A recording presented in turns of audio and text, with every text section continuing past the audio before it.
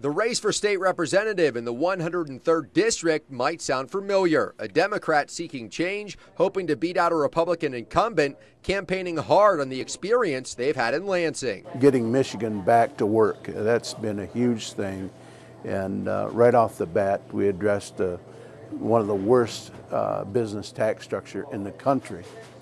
And by changing that corporate tax and allowing our small business, our family businesses, just to pay a tax 4.35%, just like the rest of the citizens.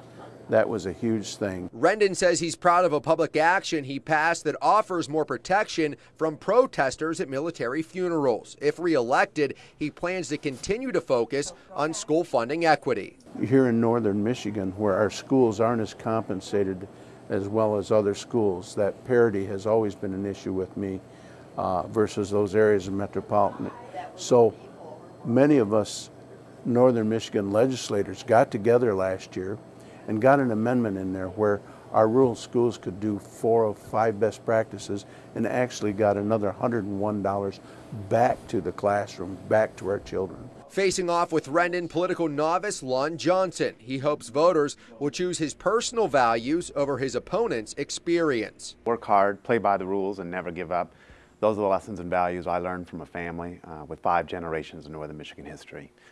Those are the lessons and the values that I used for the last 20 years of helping to give people a voice. I was the first generation of my family to graduate from college. I was in Iraq in 2005 as a civilian, working to create a democracy there so our troops could come home.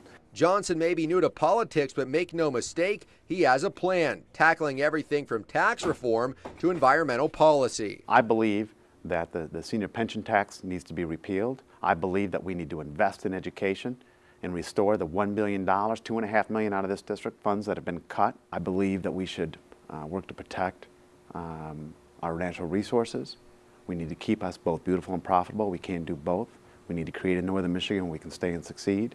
And we need to rebuild Lansing to be every bit as hardworking, honest, and open as the people who pay for it. Johnson has been very vocal criticizing the cuts to education approved by Governor Snyder. Rendon stands by his party's strategy, balancing the state budget ahead of schedule 2 years in a row.